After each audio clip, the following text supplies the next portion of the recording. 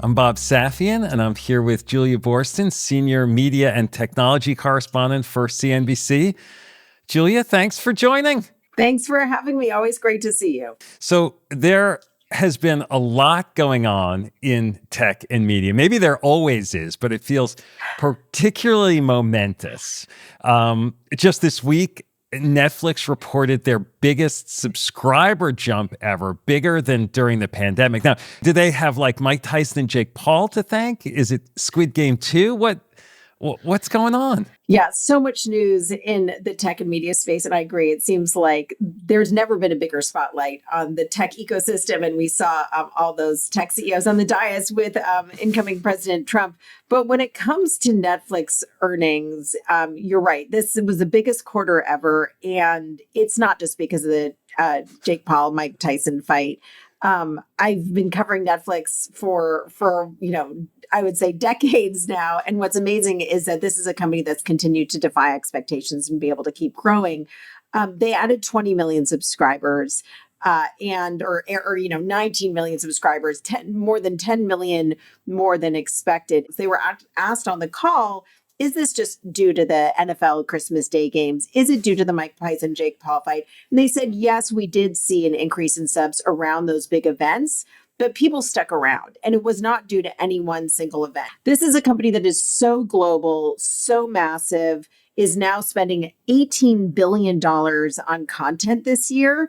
It's really a diverse assortment of content and also local language content that's allowing this company to succeed across the world, not just in the US, but in all these different markets.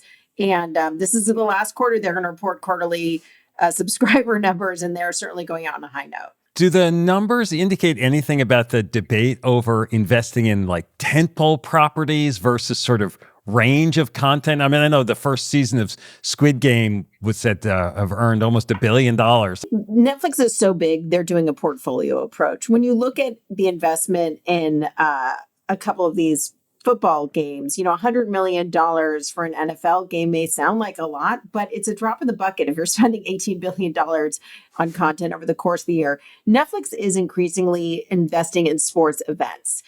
They have the FIFA Women's World Cup. They have the WWE live content. They made a big deal with WWE, and part of that is it's live programming on Monday nights.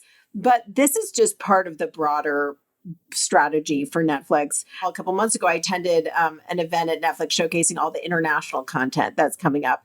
And what's remarkable is just seeing how every single region that Netflix is operating in, they have local language content. And what Netflix has been able to do is get people used to watching content with subtitles. And they found that really authentic local language content not only works in that market, but also can carry internationally. And Squid Game is obviously the best example of that. I do think they will continue to invest in event sports. I wouldn't be surprised if the NFL puts together a package of international NFL games and Netflix is the partner on that. They would be a natural partner. But I don't think it's about buying NBA rights, which, by the way, are all tied up anyways. I think it's more about finding the events that are going to be high profile. But the stuff that people stick around and watch are the seasons and seasons of TV shows and occasionally the $200 million movies that Netflix invests in. And so the live sports investment, it's not necessarily a shot across the bow to Disney, owner of ESPN.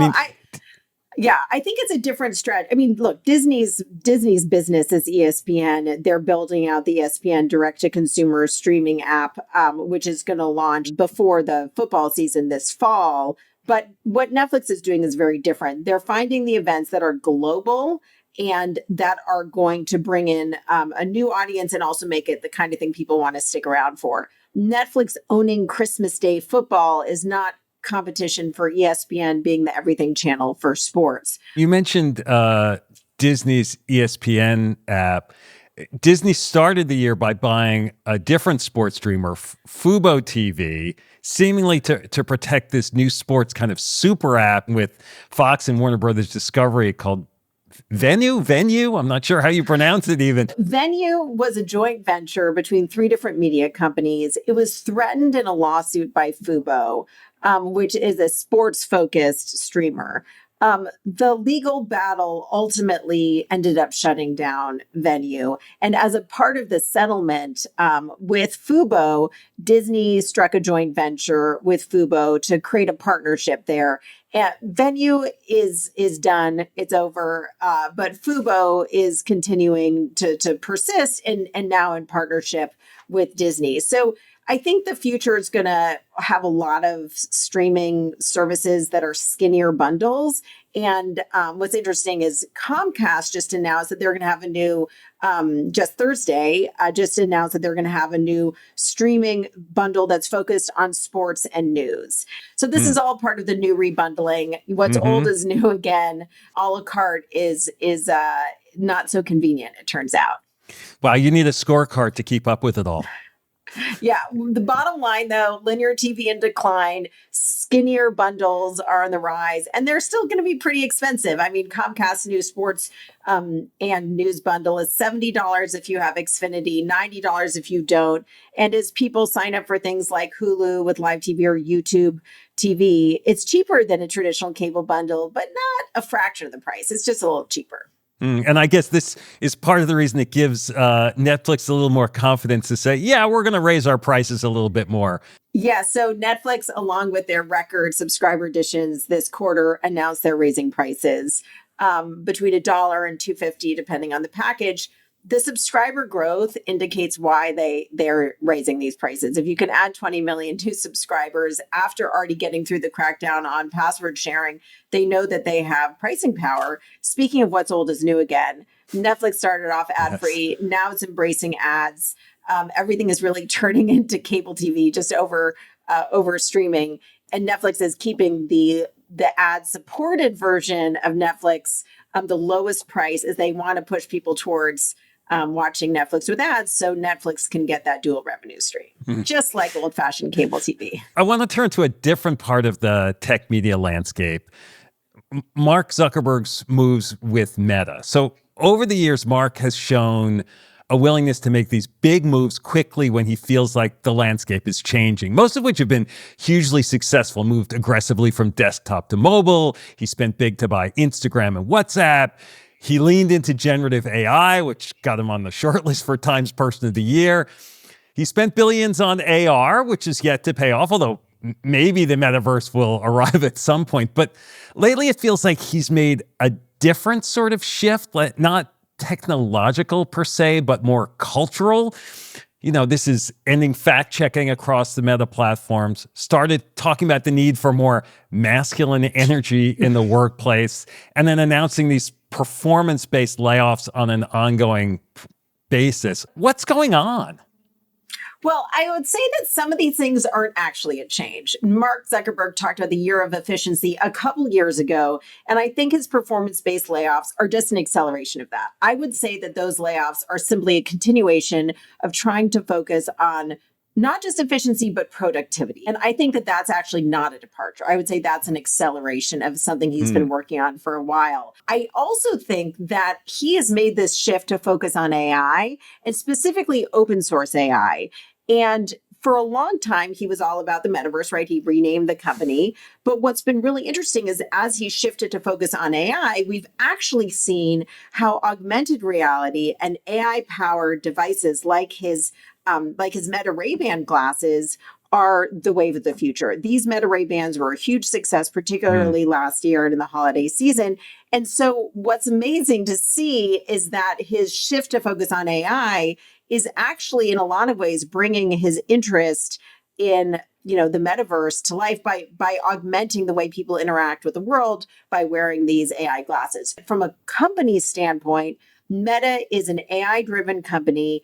It's focused on open source, which really distinguishes it from its rivals, and is infusing AI into everything it does, whether it's AI-powered advertising, AI-powered fact-checking, and now AI that you could talk to, whether it's in your glasses or on one of its platforms with Meta AI. I think where he has changed is with the political messaging around fact-checking and also around the sort of accusation of censorship. Don't forget that just a couple of years ago, President Trump said he wanted to jail Mark Zuckerberg because he thought Meta was censoring conservatives. among other things. Meta removed Trump from its platforms in the wake Yeah. of January 6th. So I think what Zuckerberg is saying now is we are changing our fact-checking policies. We are expanding the kind of content we're allowing on our platform to be more permissive of content around political issues. And we are going to be less limiting of that content. And this is sending a message to the president that he is not trying to censor conservatives and he wants to be as inclusive as possible. Will there be an increase in violent or offensive content on the platform? I think it's worth noting, as someone who's been covering this company for a long time, that Meta is an ad-based company.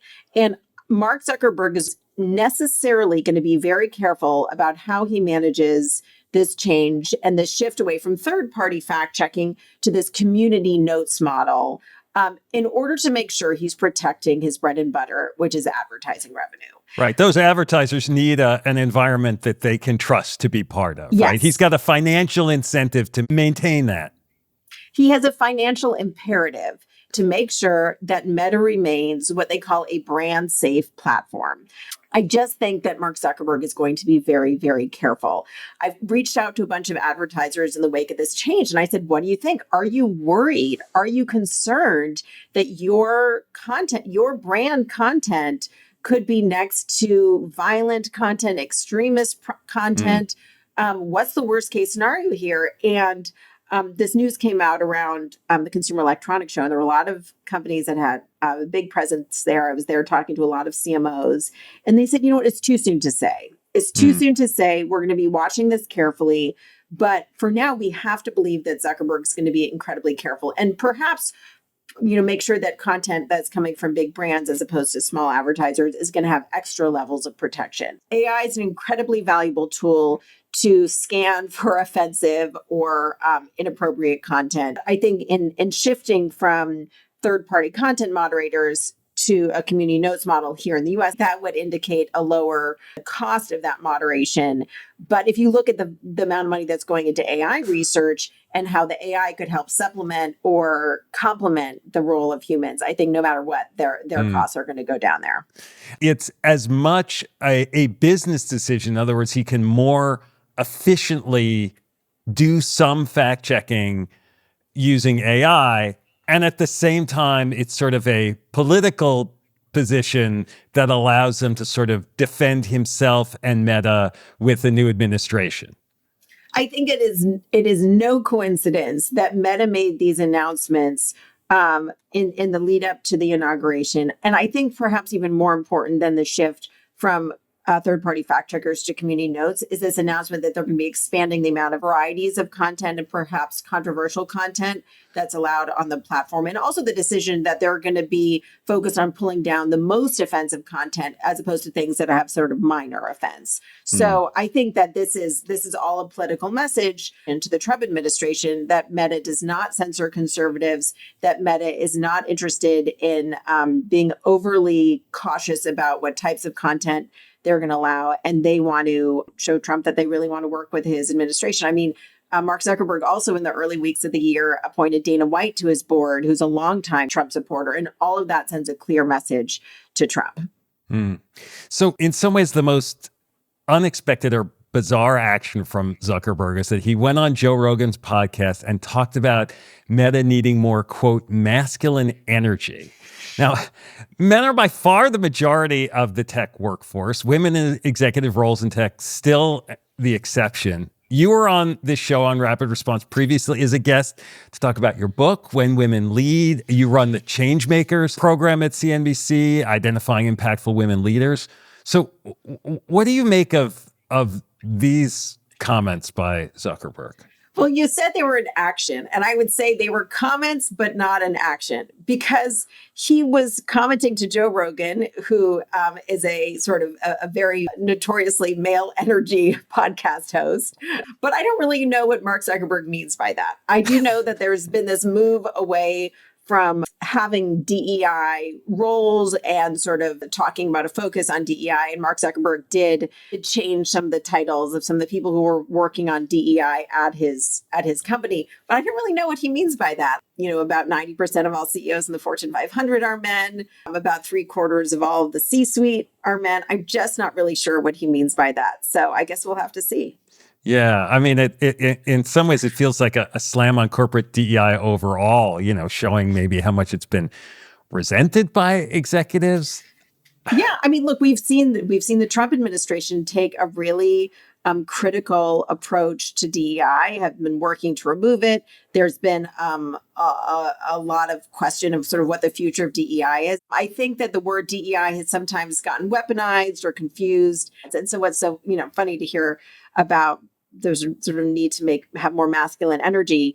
One of the numbers that really inspired me to write my book and to dig into the women who had defied the odds is over the course of a decade, the percent of VC funding that has gone to female leaders has been around 3%, incredibly small number. And it was my fascination with why that number is so small, especially given the fact that statistically female-founded companies are more likely to outperform despite having raised less money. I was really curious to understand those odds. Do you feel any different pressure in putting together the CNBC's 2025 Changemaker list in this sort of anti-DEI environment? Well, I would just say what we're doing with Changemakers really isn't about DEI. Women are 50% of the population. Women make 80% of purchasing decisions. I think it's notable that though women are such a huge force in the economy, they still represent a very small percentage of leaders, both in the C-suite and corporate America. Now, I believe it's about 11% of CEOs of the Fortune 500 are women. If you look at the VC ecosystem, just about 2% of those VC dollars this year are going to female founders. But despite those odds, the women who are succeeding are accomplishing amazing things. And what we are doing with Changemakers is highlighting the women who have defied those odds and who are driving change, not only in their own companies, but across the business landscape. There are other lists out there that highlight the most powerful women in business. Fortune does an amazing job with its most powerful women's list. What we are doing with Changemakers is something different. It's looking at women who are changing their industries. And this list that we're putting together now is going to be amazing. We're launching the 2025 Changemakers list on February 26th. And then we're going to have an event celebrating these Changemakers and bringing together women from the list on April 8th here in Los Angeles. These are women who are really impacting not just their own little ecosystem, but driving change about the way people think about leading, whether it's men or women, and also the way businesses operate. I can see how in this environment, people might look at a list like this and say, well, why is it women leaders who are making change? Why isn't it just leaders who are making change? Like, is it a DEI effort to focus on just women? We are a culture that celebrates success despite the odds. We all want to figure out how to be the one in the million who manages to make the impossible happen. And women who are running successful companies are perfect examples of that. If you're figuring out how to do geothermal heat in a way that's far more efficient, and that has lessons that are relevant for everyone.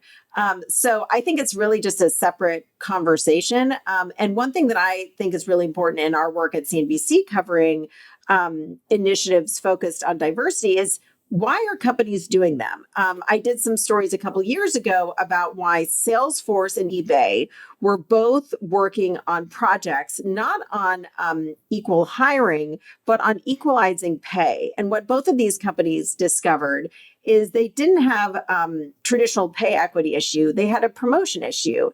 And what they did by digging into the data is they realized they were promoting men statistically much faster, inadvertently.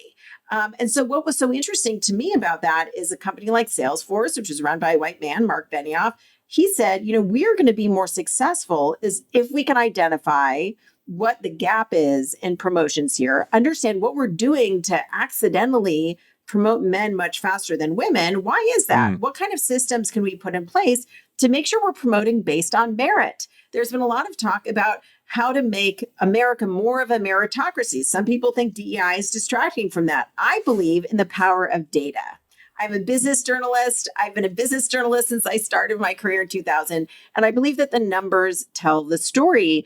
And what Salesforce and eBay found when they were working on those initiatives is that they needed a data-driven system for promotion and pay increases. Do it based on the numbers. And then what they found was they actually end up promoting men and women far more equally. So I believe the best way to have a meritocracy is to go back to the numbers, to look at the numbers and to strip out people's personal instincts or bias when it comes to making decisions around pay or promotion, and just really look at the data. And if you look at the data, it indicates that female-led companies tend to outperform. They tend to take fewer big risks and have higher returns.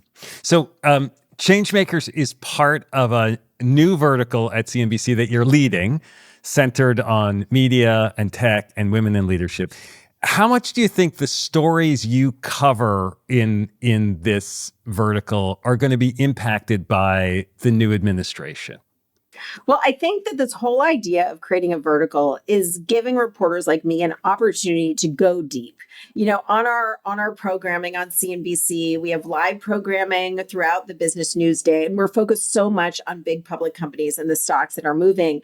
And what we're doing with these verticals, and you see a vertical that we've been working on for a while in the CNBC Sport vertical, led by my colleague Alex Sherman. My colleague Robert Frank is working on a vertical around wealth, is it's taking these stories and giving us an opportunity to tell them off just linear TV. We were talking earlier about Netflix and how the media landscape is moving away from the linear model. And at CNBC, we have this great content, and now we're bringing it so much onto all these platforms, not just CNBC Plus streaming, the podcast, video casts, and creating content that we're sharing, whether it's on YouTube or on Instagram. And we're trying to dig deep into the way leaders think about things and the way leaders approach questions and challenges and problem solving beyond just the day to day. But I think everyone wants this economy to be successful. And so I think there's hope right now that this will be another administration where businesses can continue to grow.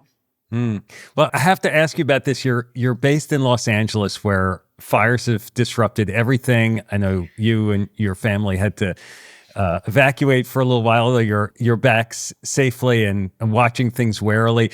Oscar nominations were delayed, finally out now. Has Hollywood seen other disruptions? Hollywood has seen its share of disruptions. So obviously the COVID pandemic brought not just production to a halt, but movie going, theatrical movie going to a halt for quite some time. And then we had the Hollywood strikes, which stopped all production. There was the actors and writers strikes. And the latest blow to Hollywood is coming at a time when this industry has already suffered so much.